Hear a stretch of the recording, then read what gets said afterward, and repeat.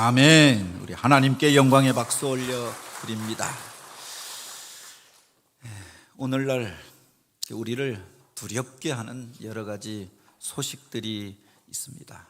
개인적으로 근심하고 염려하지 아니할 수 없는 어떤 상황들이 있고, 또 국가적으로 우리를 불안케 하는 여러 가지 일들이 있지 않습니까? 요 며칠 사이에 서울과 또 경기도 일원으로 북쪽으로부터 비닐 봉지들이 날아와서 비상이 걸리고 문자가 몇 번씩 왔던데, 처음에는 정체 미상의 물건들이 북쪽에서 날아오고 있는데 만지지 말고 신고하여 달라라고 문자가 왔습니다. 3번에 걸쳐서 왔는데, 어제 온 것을 보니까 북한에서 대남 오물 풍선을 부양하고 있으니 서울 상공에서만 60개가 넘게 발견되어졌으니, 보시면은 그렇게 그것을 열어보지 마시고 군부대나 경찰서에 신고해 달라라고 합니다. 실제로 무슨 그런 비닐 봉지들이 날아와서 주택가에 전봇대에 걸리기도 하고 나뭇가지에 걸려서 터트려지기도 하고, 쏟아져 내린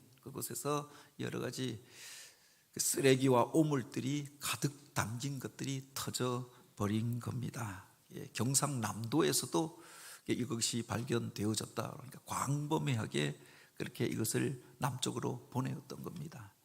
실제로 며칠 전에 북한 중앙 TV에서 그런 경고 방송이 나왔는데, 너희들이 북쪽으로 쓰레기 같은 인간들이 쓰레기들을 담아서 보내고 있으니 바로 중지하지 않으면 우리가 그대로 갚아주겠다, 몇십 배로 갚아주겠다 경고하였는데, 아마 남쪽에서 북한에다가 무슨 삐라 그리고 사람들을 돕는다라고 하는 물품들을 풍선으로 실려 보냈는데, 과거에는 이것이 경색될 수 있으니 그것을 정부에서 제지했는데 오히려 제재하지 않으니까 더 많이 올라갔는가 보죠. 그래서 갚아주겠다라고 온 게 쓰레기 오물들이 날아온 겁니다. 이게 사람을 두렵게 하는 게, 그 봉지 안에 무엇이 담겨져 있는지 알 수가 없으니 두려운 것 아닙니까? 무슨 그곳에 세균전이나 또는 탄저균 이런 것들을, 그 포자들을 넣어서 날려 보냈다라고 하면 서울 중심가에서 그것이 터져 버리면, 사람들이 밀집한 곳에서 터져 버렸다, 감당할 수가 없는 일이 되어지잖아요. 그곳에 무슨 폭탄 같은 걸 넣어서 보냈다라고 하면 이게 지극히 위험한 일들이 되어지지 않느냐라고 하는 겁니다. 언제가는 평화 무드가 있어서 남북이 오고 가고 또 교류하고 금방이라도 통일이 되어질 듯한 시대도 있었는데, 이렇게 남북 간에 경색되어지면서 서로를 향해서 말풍선들을 쏟아붓다가, 저주의 말들을 쏟아붓다가 그것이 또 현실화되어지는 일들을 그렇게 우리 삶 속에서 경험하게 되어지잖아요. 이러다가 진짜 전쟁이라도 나는 게 아닌가 또 불안해하고 두려워하는 사람들도 있습니다. 꼭 남북 간의 일만이 아니라 우리들의 삶의 자리 가운데 서로를 향하여서 화해하지 못하고 하나 되지 못하고 저주하고 분노하고, 또 그래서 극한 갈등으로 치달아가는 모습들이 있잖아요. 바로 온 세계 안에 또 이와 같은 위험 요인들이 점점 가중되어져 가는 시대 가운데 우리가 살아가고 있습니다. 그 속에서 오히려 약한 자들이 고통당하고 선한 자들이 손해보는 일들이 얼마나 많이 있습니까? 우리는 그들에게 좋은 것들로 주고자 하였는데 그들은 쓰레기를 담아서 던져오는 겁니다. 우리는 나는 그 사람에게 선의를 가지고 대한다고 하였는데, 그 사람은 나를 향하여서 악한 감정을 가지고 싸우려고 달려드는 일들이 얼마나 많이 있느냐. 예수 믿고 그 속에서 인간을 살리고 구원하기 위하여 복음을 전하였는데, 그것 때문에 또 고통당하고 억울한 일들을 당하고 모욕당하는 일들이 얼마나 많이 있습니까? 세계에 그렇게 기독교에 대한 박해지수라고 하는 것이 있는데, 40여 개 국가에서 기독교에 대하여서 박해하고 있고 복음 전하는 것이 또 이렇게 어려움을 겪고 있다라고 이야기합니다. 그 중에 박해지수가 가장 높은 나라가 바로 북한이라고 이야기하지요. 중국에서 신앙생활하는 이들이 과거에는 그 모든 것들을 자유롭게 풀어주었는데 이제는 감시가 너무 심해졌다라고 이야기합니다. 곳곳에 다 CCTV가 설치되어져 있고 조금만 그렇게 무슨 당국의 기준을 어기면은 폐쇄 조치가 되고 건물이 헐리고 그런 박해가 임한다라고 합니다. 과거에 조선족 우리 목사님들 또 그런 그 전도자들을 통하여 북한에 들어가 선교도 하였는데 이게 요새는 그것을 하기가 쉽지 않은 시대가 당장 북에 들어가서도 들어가고 나가는 것도 쉽지 않고 중국 안에서도 엄격하게 일들이 제지되어져 있다라고 하는 겁니다. 그래서 북한 선교위원회에서 이런 인적인 네트워크들을 회복하기 위해서 9월 달에 그 일들을 진행하려고 하는데 동행해 달라. 과거에 관계를 맺고 북한 선교 사역을 하던 조선족 목사님들 그 인적 네트워크들을 우리 교단에서 구축하려고 그런 제안이 왔습니다. 이게 과거에 열심히 선교하고 또 열심히 복음을 전하던 일들이 한동안 금지되어지고 그것 때문에 고통당하는 일들이 있었고 그래서 그 모든 것들이 위축되어져 버린 시대 가운데 우리가 살아가고 있지요. 근데 그 속에서 고난 속에서 박해 속에서 또 여러 가지 억울하고 그렇게 힘겨운 일들 가운데서도 담대히 바로 궁극적인 승리를 외치고 있는 한 사람을 오늘 우리 성경을 통해서 우리가 보게 되어집니다. 고린도 후서 11장에 보면은 그가 예수를 믿다가 그 복음을 전하다가 당하게 되었던 고난과 아픔에 대하여 그렇게 기록하고 있지요. 내가 40에 하나 감한매를 5번에 걸쳐서 맞고 3번 끌려가 대장을 맞고 1번 돌을 맞고 죽을 지경에 이르게 되었고 3번 파선하였고 일주일을 깊은 바다 가운데 지내며 강의 위험과 강도의 위험과 동족의 위험과 이방인의 위험과 광야의 위험과 바다의 위험과 거짓 형제들의 위험을 당하고 여러 번 붙잡혀 가서 자지 못하고 줄이고 목마르고 헐벗고 그렇게 춥고 굶는 세월을 보내었노라. 복음을 전하다가 사도 바울이 그렇게 사람들에게 모함을 받고 끌려가고 그렇게 편안하게 살 수 있었던 그 사람이 그것으로 인하여 굶고 줄이고 헐벗고 매맞고 그 속에서 온몸이 만진창이가 되어져 가는 가운데서도 주눅들지 아니하고 웬만하면은 그래서 사람들이 그 일을 금지하면 이제 더 이상 할 여력이 없다 포기할 만 하잖아요. 그러다가 병들고 약하여지면 그 모든 것이 다 소용없다 생각할 수도 있잖아요. 세상에서 그렇게 사람들이 조롱하고 비난하면 주눅들 수도 있는 것 아닙니까? 그런데 오늘 본문에 보면 그가 이렇게 고백합니다. 그러나 이 모든 일에 우리를 사랑하시는 이로 말미암아 우리가 넉넉히 이기느니라. 우리를 사랑하시는 그분으로 말미암아 내가 이 모든 일들 가운데서 넉넉히 이기고 있다라고 고백하면서 바로 성도가 세상의 박해와 고난 속에서 불안한 세상 속에서 두려워할 수밖에 없는 일들 가운데서도 그것을 넘어선 삶을 살아가는 비결에 대하여 가르치고 있는 겁니다.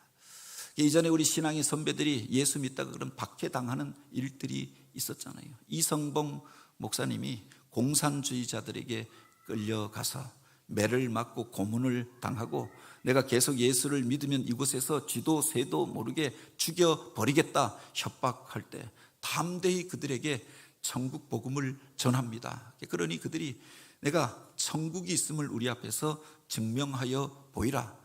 증명하여 보이면 살려주고 그렇지 않으면 너를 죽이겠다라고 협박하지요. 그때 이성봉 목사님이 그 이야기를 합니다.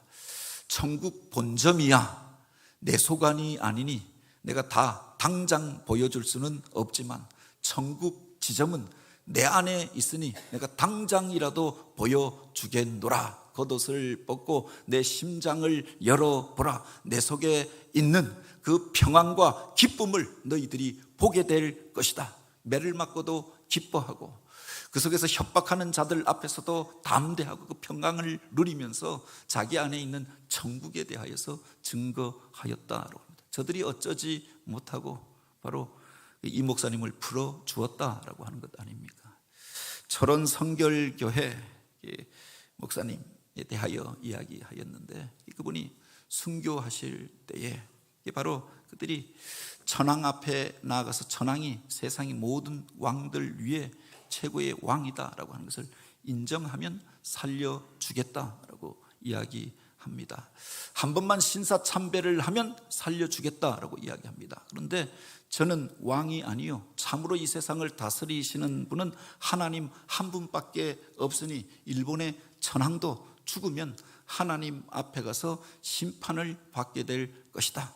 세상의 나라는 망하게 되어져 있으니 너희가 아무리 극성할지라도 바로 이 나라는 일제는 망하게 되어져 있다.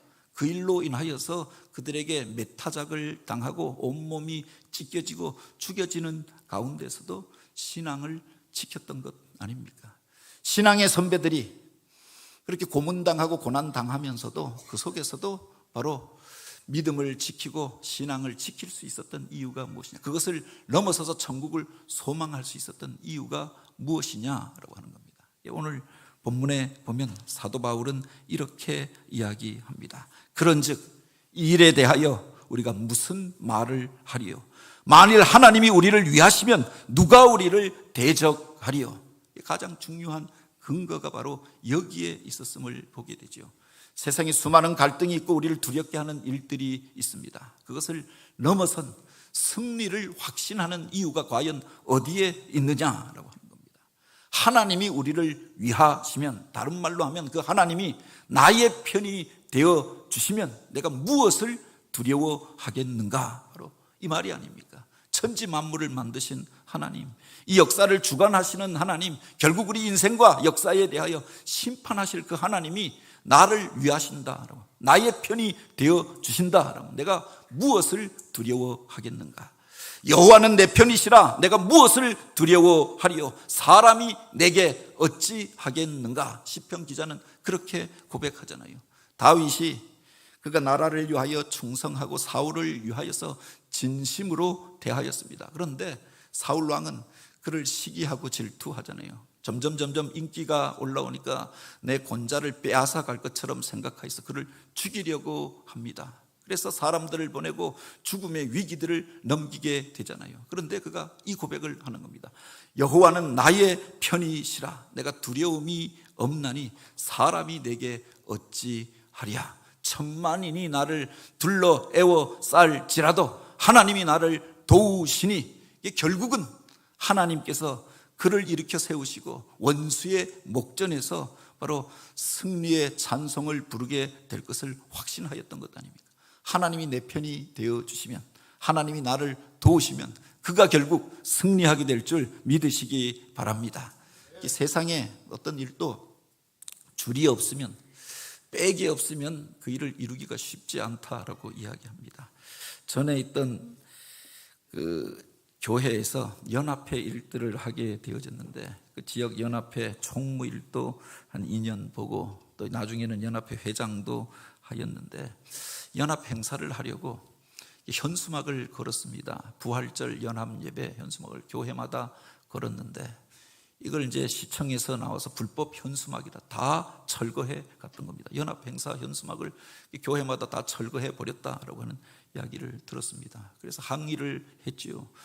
거리에 다니면은 무슨 풍어제 무당들이 굿하는 현수막은 수십 개 수백 개가 걸려 있고, 대관령 산신에게 절하는 단오제 현수막은 거리마다 걸려져 있는데, 그리고 부처님 오신 날이라고 해서 바로 연등은 거리마다 그 절이 올라가는 그 길까지 거리에서 다 걸려 있는데, 교회에서 1년에 한 번 부활절 연합 예배하는 행사를, 그것도 자기 교회 앞에, 그런데 그것을 그렇게 떼어갈 수 있느냐 항의했더니 불법 현수막이기 때문입니다. 그렇게 이야기하는 겁니다. 이게 단호한 거예요. 그래서 어떻게 해야 하나?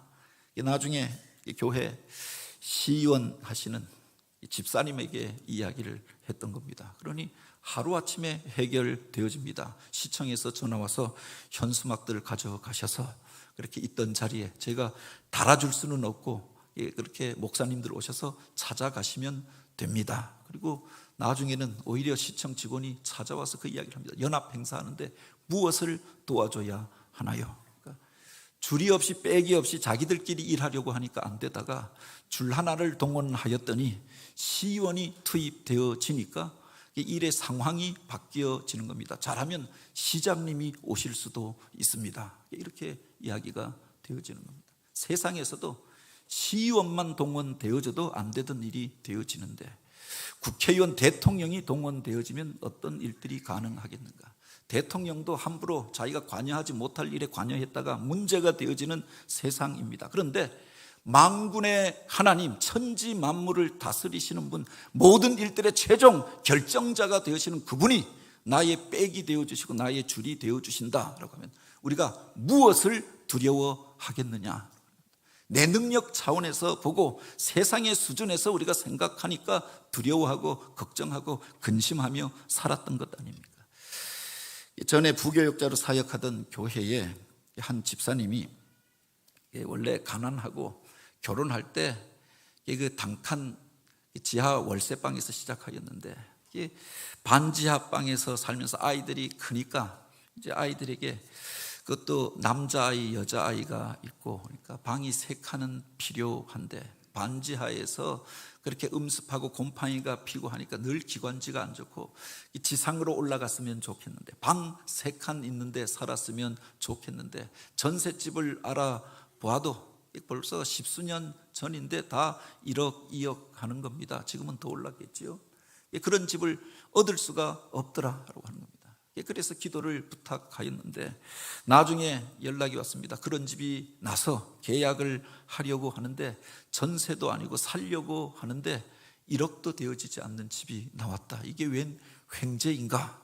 그래서 알아보니까 어떤 집이냐? 그 집에서 사고가 있었는데 부인이 우울증이 있어서 늘 이런저런 일이 있었는데 그가 목매달아 자살한 집이었는데 그 이후에 다른 집이 그 집을 내놓고 나갔는데 다른 집이 들어온 이후에도 계속 나쁜 일들만 있는 겁니다. 무슨 가위에 눌리고 안 좋은 일들만 벌어지고 계속 그런 일들이 있으니 주인이 몇 번 바뀌고 바뀔 때마다 집값이 떨어졌는데 1억 미만으로 나왔다라고 하는 겁니다. 반지하도 아는데 이런 집이 반값도 아니고 반의 반값에 나온 집이 있는데 어떻게 할까요? 그런데 이분이 그 이야기를 하시는 겁니다. 그래도 내가 예수 믿는 사람인데 남들이 귀신 들린 집이다라고 하는데 저들이 나를 어떻게 하겠는가? 그리고 계약을 맺으려고 하는데 기도해 달라라고 하는 겁니다.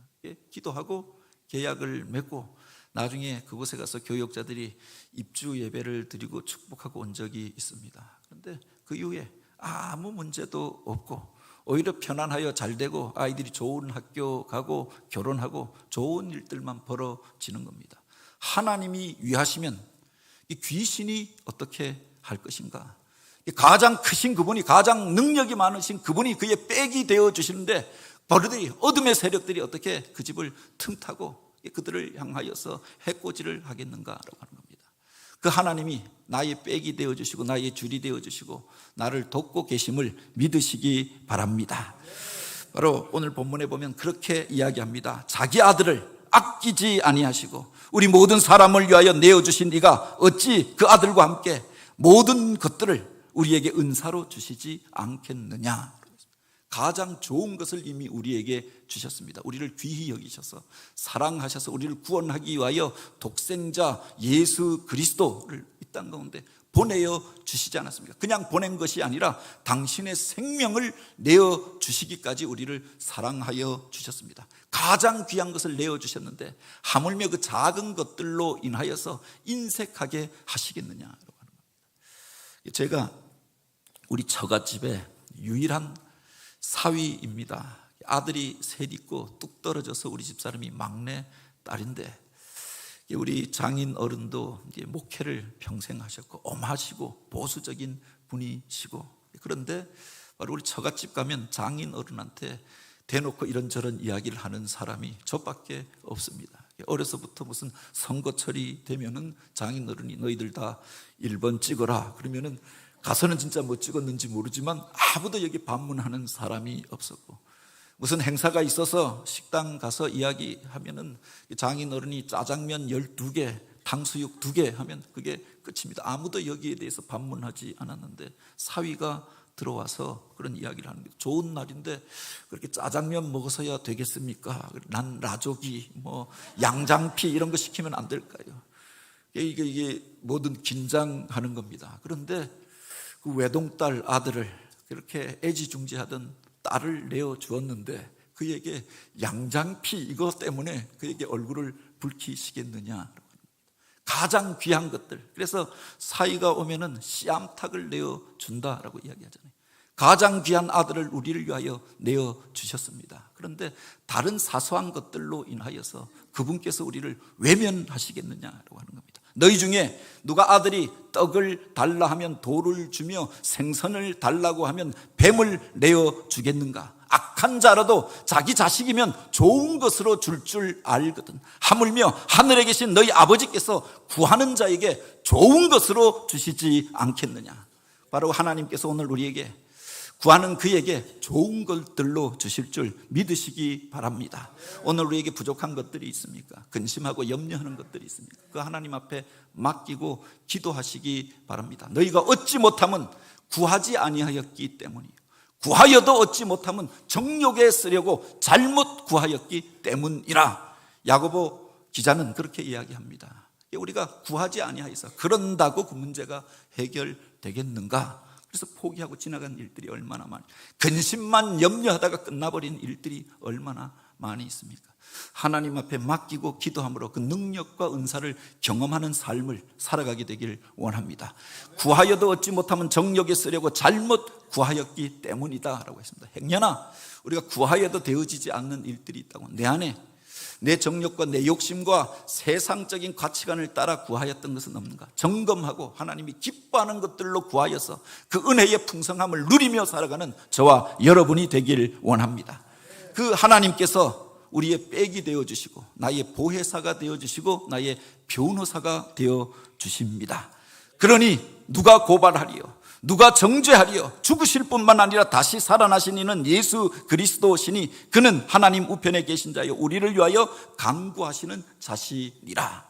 세상을 살다 보면 사람들과 갈등할 일들이 있고 그것 때문에 송사에 휘말릴 때도 있지요. 어떤 부분은 내가 실수한 것들도 있을 수 있습니다.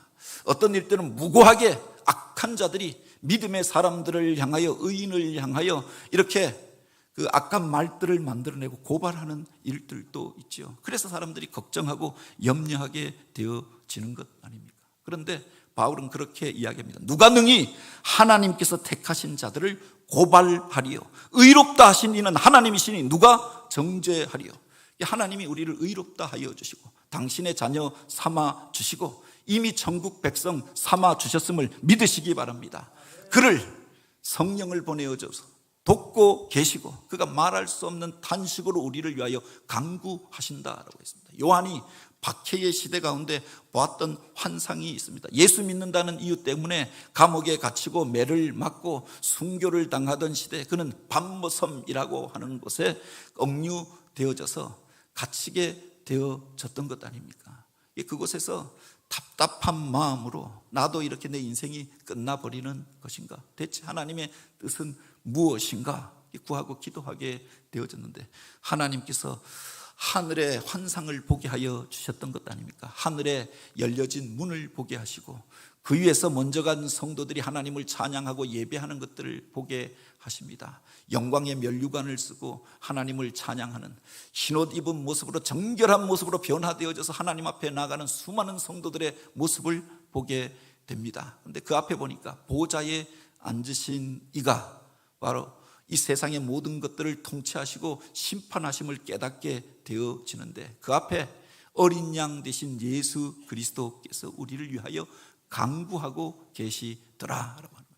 그분이 나의 변호사가 되어 주시는 겁니다. 세상에서 송사에 휘말리게 되어지면 우리가 나를 변호해 줄 사람을 찾잖아요. 사람들이 나를 향하여 고발하고 무고하게 비난하면 나에 대하여 변호해 줄 그 사람을 찾는 것 아닙니까? 그래서 비싼 돈 주고라도 유능한 변호사를 사려고 하는 것 아닙니까? 이 재판에서 이겨야겠기 때문에 나의 무죄함을 증명해야 하기 때문에 그렇게 하는 것 아닙니까? 그래서 더 비싼 사람, 더 유능한 사람을 찾죠. 그런데 가장 유능하신 분, 하늘과 땅의 권세를 가지신 분, 우리를 위하여 생명까지 내어주시기까지 우리를 사랑하셨던 그분이 나의 변호사가 되어주시고 하나님 보좌 앞에서 우리를 위하여서 변호하고 계시더라라고 하는 겁니다. 이것을 믿게 될 때 더욱 우리가 담대하잖아요. 이 땅 가운데서 그분이 나를 도우실 뿐만 아니라 이 세상을 떠나가도 그분이 하나님 보좌 앞에서 나를 변호하시니 내가 하나님 앞에 영원한 영광의 나라 가운데 나아가게 될 줄 믿으시기 바랍니다. 그러니 누가 정죄하리요? 누가 나를 비난하리요? 마귀 사단이 끊임없이 우리를 정죄합니다. 우리의 약점과 허물을 들어서 그에 대하여서 그는 구원받지 못할 자라 심판합니다. 우리를 향하여 약한 부분을 움츠려서 이제 그렇게 되어졌으니 적당히 타협하면서 살아가라라고 이야기합니다. 그러나 우리를 변호하시는 그분으로 인하여, 나를 도우시는 그분으로 인하여 죄악의 권세를 우리가 궁극적으로 이기게 될 줄 믿으시기 바랍니다. 논어에 보면 이런 이야기가 나옵니다. 공자의 제자 자공이 공자에게 이런 질문을 합니다. 세상에서 훌륭한 사람이라고 하면 어떤 사람입니까? 그리고 한마디 말을 덧붙이죠. 사람들이 훌륭한 사람이라고 이야기하는 이들이 훌륭한 사람입니까? 그러니 공자가 그 이야기를 합니다.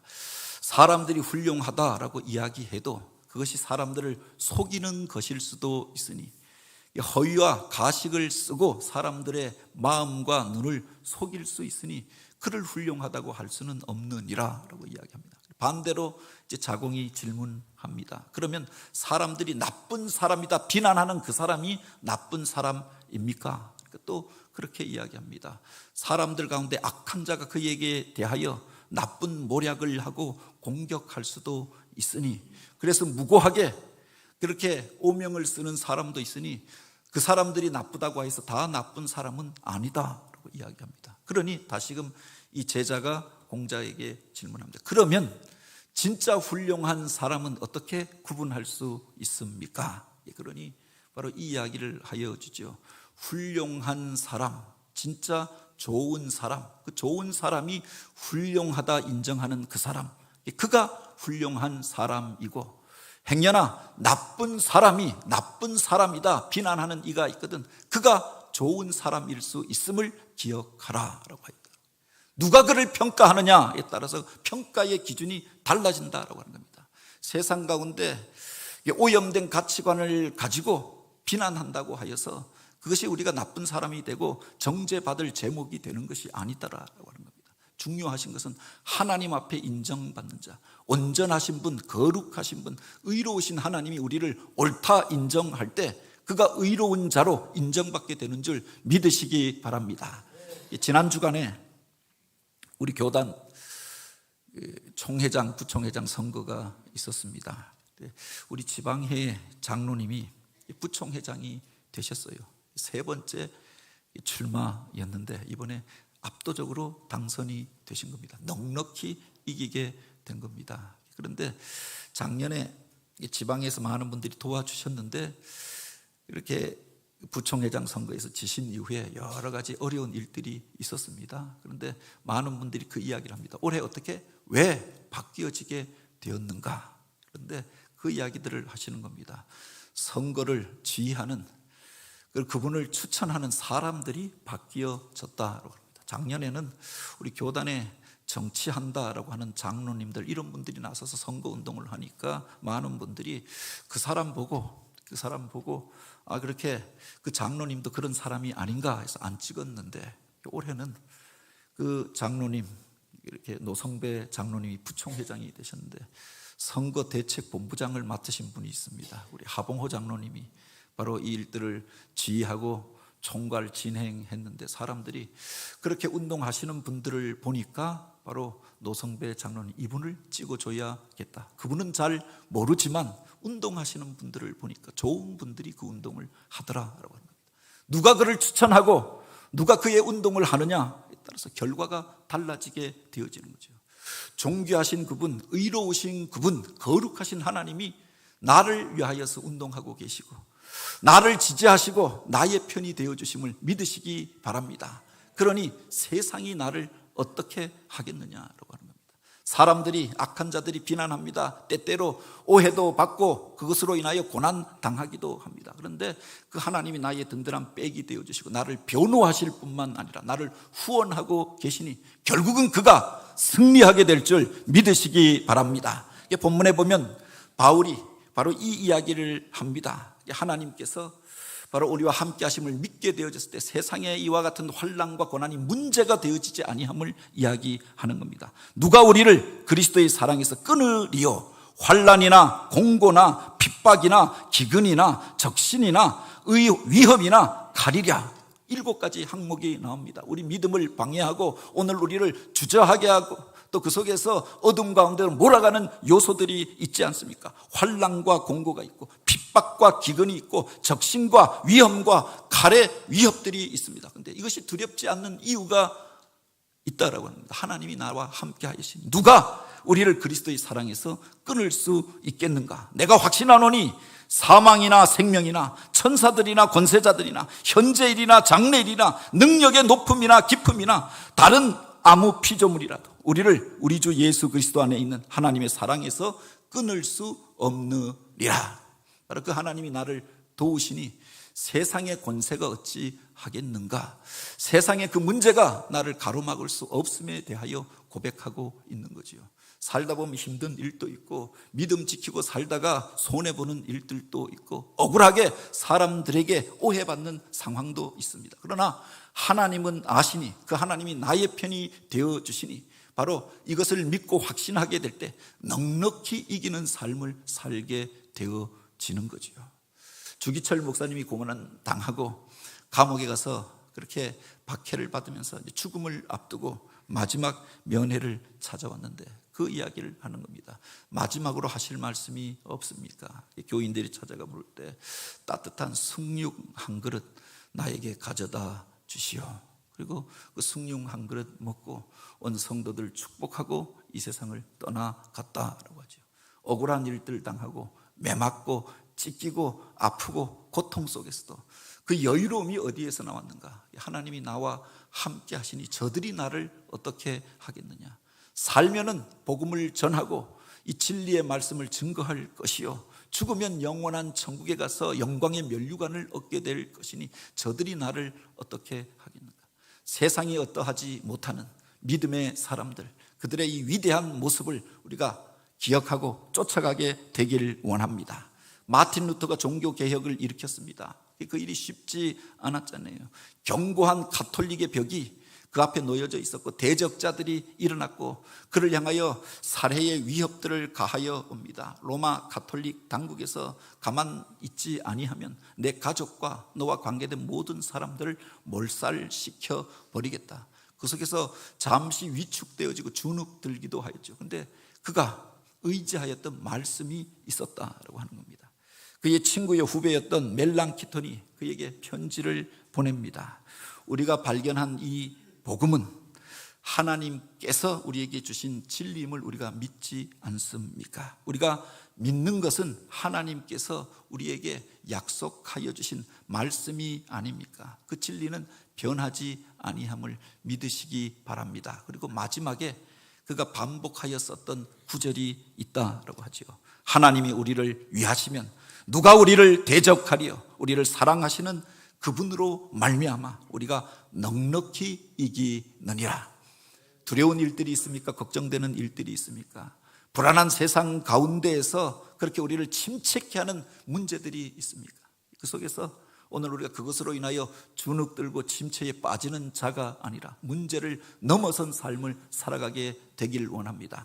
겨우 이기는 정도가 아니라 넉넉히 이기느니라. 하나님이 우리를 위하시면 결국은 승리하게 될 줄 믿으시기 바랍니다. 하나님이 주신 복과 은혜를 누리며 그 능력의 자리 가운데서 쓰임받는 저와 여러분 우리가 되어지길 주님의 이름으로 축복합니다. 같이 기도드립니다.